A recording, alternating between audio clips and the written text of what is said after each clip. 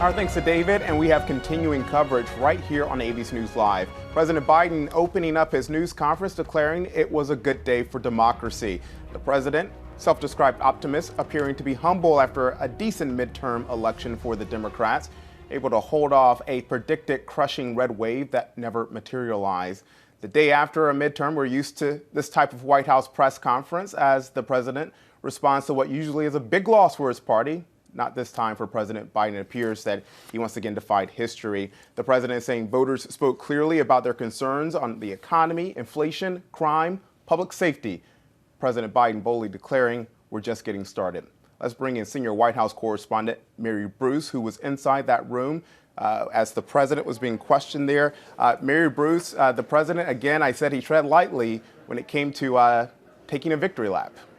Yeah, look, he is walking a bit of a fine line here. Yes, Democrats did better than expected, but at the end of the day, it is expected and seems likely that Republicans will flip the House. So the president wants to come out here and make clear that what is clear, which is that he does feel vindicated. He feels validated here. He is not taking a full victory lap, but he does clearly feel that they are on the right track. The Democrats' message, that his agenda is resonating with Americans.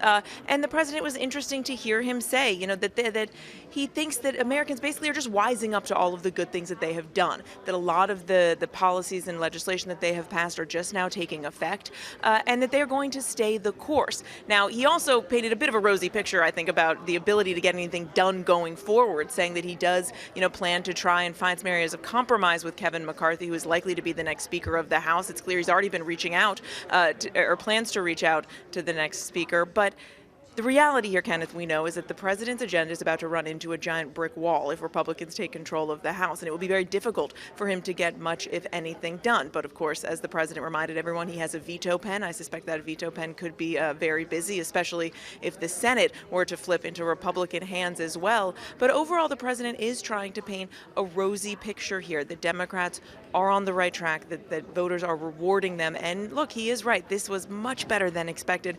This president is now headed for the best midterms for an incumbent president since 2002, right after the 9/11 attack. So certainly an opportunity here for the president to tout what was a very good night for Democrats. Definitely. Mary Bruce here at the White House, thank you so much. We know you got to go and get ready for World News Tonight. We appreciate the time. Let's bring in Devin Dwyer here in the D.C. Bureau. Devin, you heard the president. You were with us listening in as well. And the president was asked, what is his message to the American people, especially those who are still concerned about his policies? And he said, watch me. A tone of conciliation for sure, Kenneth, but Mary talks about a brick wall. The president putting a pretty rosy spin on something that's going to get real ugly for Democrats at the beginning of next year if the Republicans take the House, as it's looking likely that they will. Not only will it make it harder for him to get anything accomplished, having to deal with Kevin McCarthy, but it's the end of the Biden agenda. This is, no longer Democratic control of Washington. That's where we're headed. Rough seas ahead for the Biden administration, not only on their inability likely to get anything passed, but also the whole onslaught of investigations that House Republicans have been talking up on the Hill in the past couple of weeks, Kenneth. They're talking about going into the files of Hunter Biden and his business dealings, relitigating the withdrawal from Afghanistan a couple years ago, that botched and very devastating ending to that war. And even there's talk of impeachment. Kevin McCarthy's been downplaying that, but that word is gaining steam on the Hill. So, those are things that the president sort of glossed over today. Certainly has good reason to be buoyed by the sort of the better than expected performance by Democrats. That's for sure. No question there. But, to say this is a win or a victory lap is sort of to put a spin on something that's going to get quite rough for this administration, although they will try to use it to their advantage as things start to pivot towards 2024, Kenneth. No, you're right about that. Great points, Devin. You mentioned Capitol Hill, so let's go to Capitol Hill and our ABC's Jay O'Brien there. The president made some news, Jay, as you heard, saying that he's going to be speaking with Republican leadership, specifically Kevin McCarthy, who is lobbying to be the next Speaker of the House. Yeah, Kenneth, from the view here on Capitol Hill, there's a lot of news that came out of that news conference. The first, as you mentioned, is that pledge from the president that he will speak to Kevin McCarthy later today. He indicated Kevin McCarthy, if the GOP takes back the House, as it appears they are likely to do, is poised to be the next Speaker of the House. He and President Biden do not have much of a relationship at all. The president even indicated that. He was asked, what is your relationship with Kevin McCarthy? He said, I think he's the minority leader of the Republicans. So, that is an indication that they don't have much of a working relationship to build on. They're starting very much from square one. Another point of note here, the president went on to say, in regards to the American people, they don't want every day going forward to be a constant political battle. That was towards the beginning of his remarks. And it's notable because if Republicans take back the House, again, as they are poised to do, that is what you will likely see from a GOP-controlled House. Devin indicated that there are investigations already lined up, ready to go into Hunter Biden, as you heard, into the Afghanistan withdrawal, into even the DOJ's treatment of parents who went to school board meetings. So obviously the president is trying to paint these investigations early on as politically motivated and not in the best interest of the American people. He went all the way on to impeachment. Again, as Devin had mentioned, that thing that is making the rounds, that word in the farther right of the Republican conference here, the president saying the notion of impeaching him is almost comedy, Kenneth. Yeah. That's what the president said. The I word, we'll see how much more it's mentioned if Republicans take control of the House. But let's get a quick check on the state of the race. Let's go out to ABC's Zareen Shaw, who's in Arizona. We're watching a number of key races, especially in the Senate, Arizona, Georgia, Nevada. But Zareen, you're there in Arizona. We understand you just spoke with election officials. Yeah, they just gave a press conference a bit ago, but let me actually get you up to speed with what we just learned right before. This race is starting to tighten, Kenneth. Okay, between Hobbs and Lake, it's between 12,000 votes, with Hobbs leading for the governor's race. It's 50-50 right now. They are neck and neck. And in the Senate race, Mark Kelly has a little over 51%. Blake Masters has 46%. That's tightening a little bit as well. But look, we do know right now we're in Maricopa County. That is the largest county here in Arizona. We're in their elections building. You can see people tabulating right behind me. They have counted here between 1.1 and 1.2 million votes. They've counted the people who have walked in and voted in person, but there's still 400,000 votes that are remaining. Okay, so what's the breakdown of those votes? We're going to learn a little bit more about those tonight when there's a drop tonight. 86,000 of those votes are ones that were dropped off between Friday and Monday. And then another 17,000 were ones that had a bit of tabulation delay yesterday. But there's still 275,000 that were dropped off yesterday. We won't know about those for at least another day or two. Kenneth. Thank you. I appreciate it, Zareen. Joining me here on the set, Elizabeth Schulze. You heard it, inflation, economy. The president knows those were two big issues on top of mind that could have cost the Democrats big here. It appears that it did not.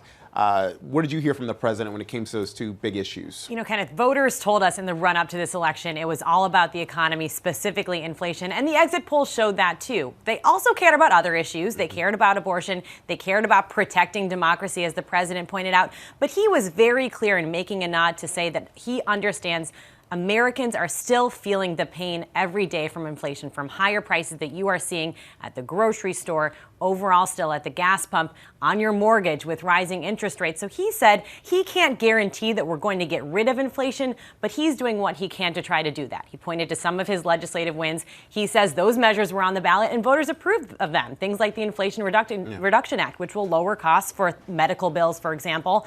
And he did say he's willing to work with Republicans on economic policy. But I think it's important to point out here that Republicans have been hammering President Biden on inflation. That messaging has absolutely come through. We see it in the exit polls. We see that voters trust Republicans more on inflation, but they haven't really put forward their own plan when it comes to cutting costs. And the president said, look, I know that it's still crushing us. I know that inflation is still a problem. That he said, I heard from the voters that inflation, the economy are the issues that they're dealing with. I understand that.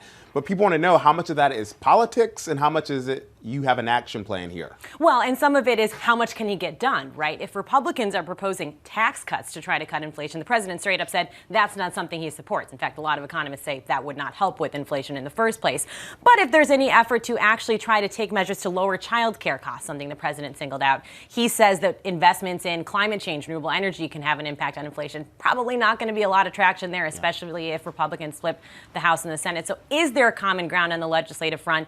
We're going to get another read of inflation tomorrow, Kenneth. It's probably going to show prices still really high. It's a concern that's going to stay here for at least a couple months. Definitely. Elizabeth, thank you so much. Before we run to our next panel, I just got to get back to Devin Dwyer for just a second. Devin, you heard the president ask that question about the Supreme Court and affirmative action. Just want to get your quick read on that and what you heard from the president. The president said he didn't think the Supreme Court will end affirmative action. It was the biggest case of the year, Kenneth. They heard it just last week. The Supreme Court deciding whether to end the use of race in college admissions. It certainly sounded to most observers in that courtroom during the 5 hours of arguments that it is headed that way. The president optimistic there, but he's again trying to smooth things over, bridge the divide, dial down the concern about some of the movements and disruptions in Washington politics. But I want to end on a positive note, Kenneth, because I wanted to point out, one of the things I don't think we've talked enough about today is what the president pointed out at the beginning of his remarks, and that was what happened yesterday was a good day for democracy, regardless of political stripes. We were so concerned and reported here on ABC News Live about the threats of violence and disruption at polling places, major disruptions, paper shortages, the risk of election deniers in all of these places. Certainly there were garden variety legal challenges that have cropped up in the last 24 hours, but system-wide, we were in pretty good shape yesterday. It was a very effective election so far, and I think that's something all of us can take to the bank and feel good about, Kenneth. All right. And on a positive note, Devin Dwyer, thank you so much. And thank you to our entire team, Zareen, Elizabeth, Mary Bruce, Jay as well. All right. For more analysis, let's bring in editor at the National Review, Ramesh Ponnuru, along with ABC News contributor and former special assistant to President Biden, Michael LaRosa. Good to see you both. Michael, let me begin with you. Your takeaway from the president's remarks, especially when it came to that, are you running for re-election question? Yeah, I have a feeling that the results last night, while he wouldn't say that, are probably very encouraging to him. I think they were a validation of his first 2 years. I think that his policies remain pretty popular with the American people, and I think that's why most of his party and he was not punished by the voters. And I think that he has every reason to want to run for re-election and should run for re-election. I have a feeling he probably will. But like I said, I think last night will probably embolden him to do that. And Ramesh, what do you make of what President Biden says about the Supreme Court and affirmative action? Well, I think that people will be a little bit less inclined to discount his predictions now that his optimistic line about his party's likely prospects in this election have been borne out. But it sure did look to most observers as though the Supreme Court is going to overturn some of its precedents on affirmative action and rule against the way the administration wants. But maybe that was just in keeping with the overall buoyancy of President Biden at that press conference. And Michael, your thoughts on the next step when it comes to this president working with Republican leadership there on Capitol Hill? Right. Well, look, I think there's two basic functions of government, right? And that's to fund the government, fund the country, keep it running, and to raise the debt limit. President Biden is a willing partner on all of that. It's going to be a major test for the new speaker. He will have a slim majority, and he will have a very unruly and at times disloyal conference. So he's going to have to find the votes Democrats alone will not be able to do that. So he's going to need a willing partner in Mr. McCarthy if they're going to govern together. All right. We appreciate your time, Ramesh. Michael, thanks again. And we'll have continuing updates right here on ABC News Live throughout the day and a complete wrap-up tonight at 7 p.m. Eastern on ABC News Live Prime with Lindsay Davis. Thanks for joining us. I'm Kenneth Moton. Have a good rest of your day.